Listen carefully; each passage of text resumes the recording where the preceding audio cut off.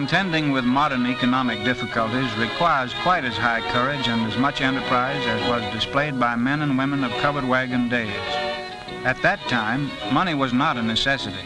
The old-timer traded his produce for everything from cloth and foodstuffs to household furnishings.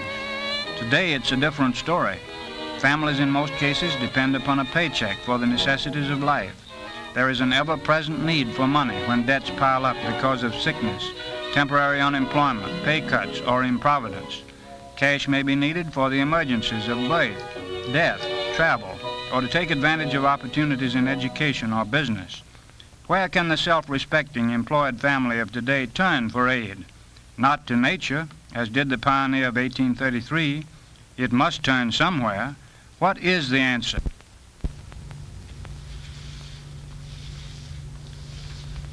How much of a loan do you require, Mr. Brown? Well, I figure about $300. Are you a depositor here? No, I have no bank account. What collateral can you offer for this loan, Mr. Brown? I can offer only my record and my present salary. I'm very sorry, Mr. Brown, but I'm afraid we can't accommodate you. But I thought banks were supposed to make loans. They are, but we can't afford to retail money in small lots, except occasionally to accommodate a depositor. The average loan that we make is several $1,000s. We are acquainted with our customers' financial condition, so that it is only a matter of a few moments to make him a loan. Our costs would increase if we were to divide that loan between 50 or 100 people. It would require a great many more officers and clerks to handle the details. But I don't quite understand you. Well, it's not only the time required to make a loan that we have to plan on, but also the cost of collection. You, no doubt, would like to repay your loan in small monthly installments.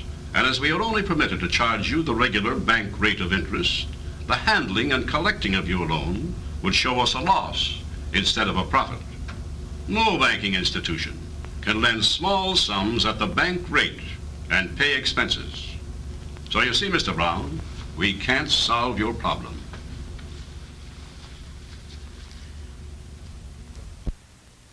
Evidently, this is not the answer. Then what is the answer?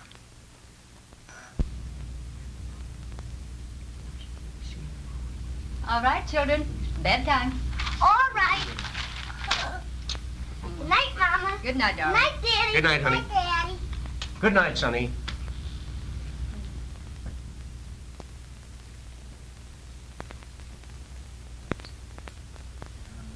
Mary, I saw the banker today, and all I got was reasons why banks can't make small loans.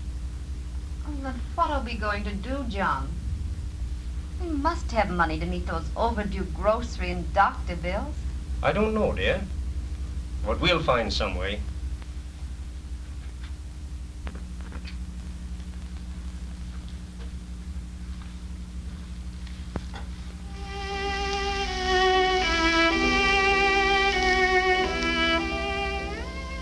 Tuesday night in Chicago, the Household Hour of Musical Memories, presented by the Household Finance Corporation, America's foremost family finance organization.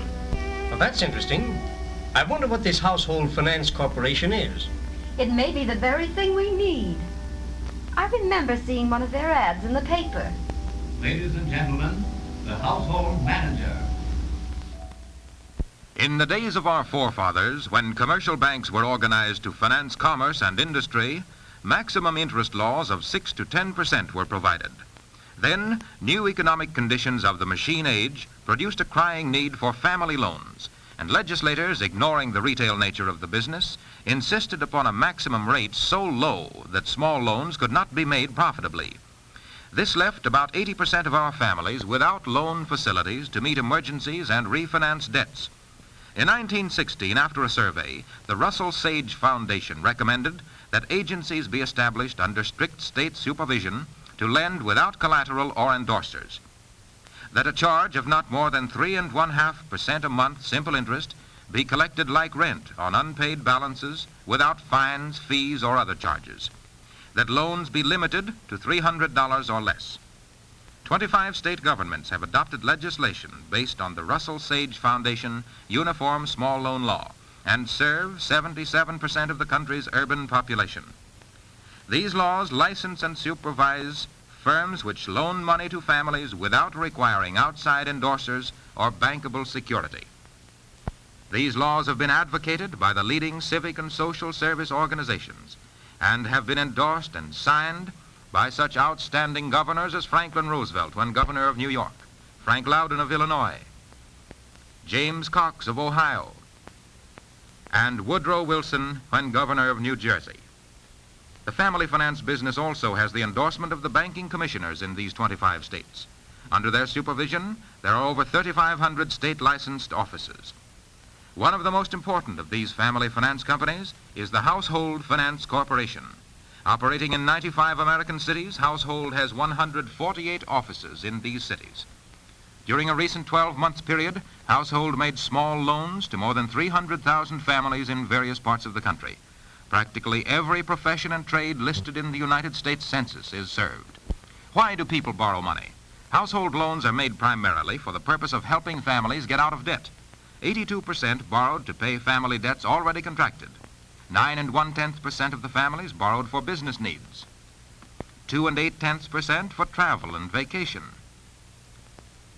2 6/10% for education. And 2 1/10% for moving and miscellaneous expenses. Of course, it costs more to retail small sums of money than to lend large amounts. The costs of investigating, making, collecting, and bookkeeping are approximately the same for loans of different sizes. But these fixed costs occur only one time when Household borrows $1 million from the bank.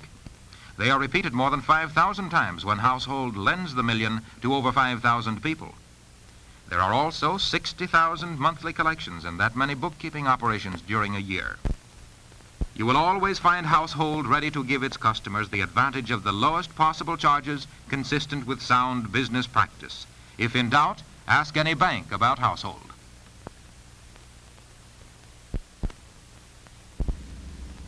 John, that's the company whose ad I saw in the paper today. Oh, where is it? Let me see it. Here it is. That may be the very help we need. Mr. and Mrs. Brown investigated the household loan plan and phoned for a household representative to call on them. After he had made sure of their honesty, orderliness, and good living habits, and had listed their household equipment during a visit to their home, they were called into the household office. We now find them after a detailed but pleasant interview with the household manager. Well, Mr. Brown, we're satisfied as to your credit and income, and we're glad to make you the loan. It will pay up all of those pressing debts. After making your monthly payments, you'll have more than 90% of your income left for current expenses.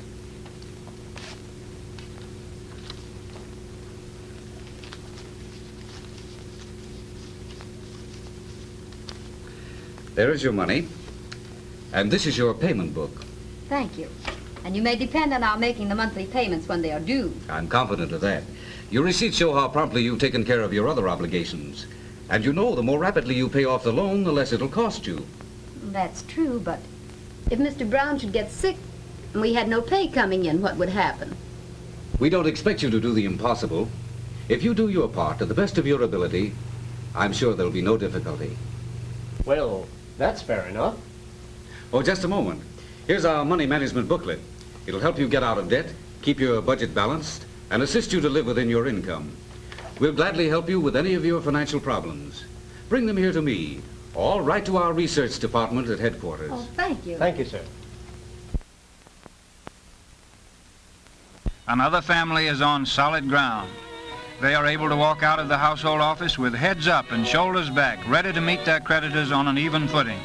Household is a public service, yet human organization. Its plan permits adjustment to the changing financial circumstances of the customer. If emergencies arise, extensions may be granted. If conditions improve, the borrower may increase his monthly payment or pay the entire loan at once, thus saving charges. This is the answer to the small borrower's problem. The household finance plan helps the family meet emergencies and refinance debts.